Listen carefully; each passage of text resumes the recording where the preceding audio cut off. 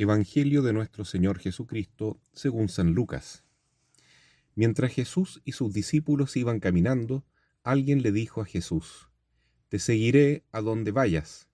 Jesús le respondió: «Los zorros tienen sus cuevas y las aves del cielo sus nidos, pero el Hijo del Hombre no tiene dónde reclinar la cabeza». Y dijo a otro: «Sígueme». Él respondió: «Permíteme que vaya primero a enterrar a mi padre». Pero Jesús le respondió: «Deja que los muertos entierren a sus muertos. Tú ve a anunciar el reino de Dios». Otro le dijo: «Te seguiré, Señor, pero permíteme antes despedirme de los míos». Jesús le respondió: «El que ha puesto la mano en el arado y mira hacia atrás, no sirve para el reino de Dios». Palabra del Señor. Uno de los términos más importantes en la vida espiritual es la vocación. Para algunos filósofos más modernos, la esencia misma del ser humano, su existencia, su ser más profundo, es una vocación, es decir, un llamado de Dios. Hasta la última fibra de nuestro ser es una invitación que Dios nos hace para volver hacia Él. Dios nos creó, pero a Él pertenecemos. Y como dice San Agustín: «Señor, tú nos creaste para ti, e inquieto estará nuestro corazón hasta que no descanse en ti». De tal manera que cuando Dios llama, en algún momento de la vida, en forma más explícita, en forma más clara que en las cosas ordinarias, bueno, ahí no hay otra alternativa sino decir: «Sí, Señor. He aquí, Señor, estoy dispuesto, envíame, llévame a donde quieras, voy contigo a donde sea. Fiat», como dice la Santísima Virgen, «hágase en mí tu voluntad». No cabe otra respuesta a la criatura humana, otra respuesta que sea auténtica, quiero decir. Esa es la actitud que vemos en un verdadero apóstol que vive la infancia espiritual, que confía solo en Jesús y se abandona por completo a Él, como San Pedro. Ustedes también quieren irse, que es otra forma de decirles: ¿ustedes quieren seguirme todavía? Y San Pedro le responde a Jesús cuando la mayoría de los discípulos lo han abandonado, como dice en Juan capítulo 6, al final del capítulo, y Pedro responde: «Señor, ¿a quién iremos? Solo tú tienes palabras de vida eterna».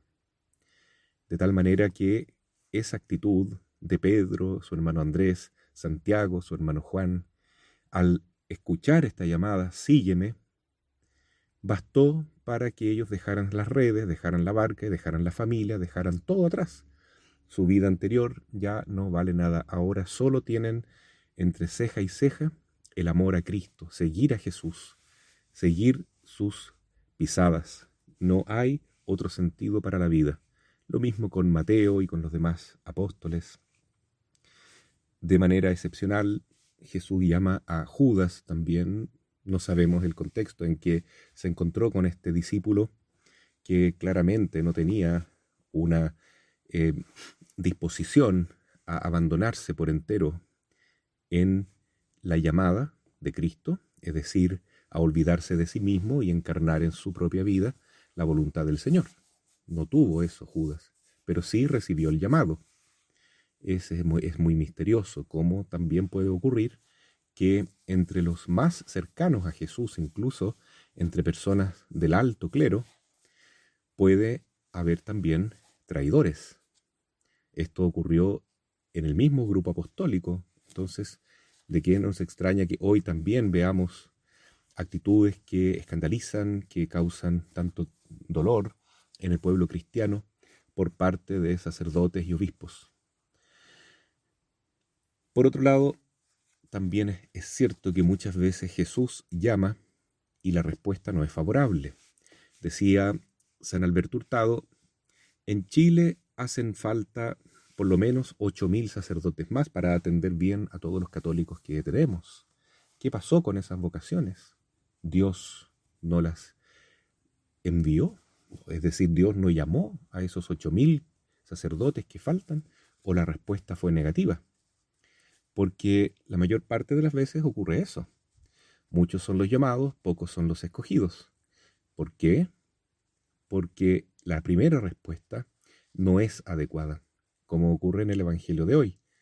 A uno le dice, sígueme, y le responde el joven, déjame primero estar con mi familia, despedir a mi padre, enterrar a mi padre.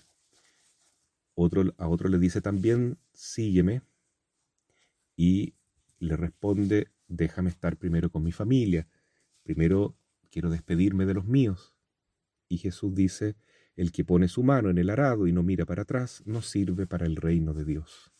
Entonces, la recomendación que Jesús nos hace es mirarlo solo a Él. Si Él nos está llamando, no lo dudemos ni un momento. Sigamos a Jesús. Nada mejor nos puede suceder que tener una vida orientada totalmente al servicio de Cristo, a cumplir su voluntad, a seguir sus pasos. Día a día, el Señor es lo más importante. Si estoy con esa disposición, entonces seré un bienaventurado, porque podré seguir a Jesús. Y si estoy con la Santísima Virgen, mejor todavía, porque ella es el camino más corto, más seguro, más perfecto, para llegar a Cristo y para permanecer unido a Él hasta el fin, inclusive hasta el momento de la cruz. Pidamos entonces al Señor que nos dé la gracia de reconocer su llamada en las cosas pequeñas y en las más importantes de la vida, y sobre todo la gracia de ser fieles en nuestra respuesta.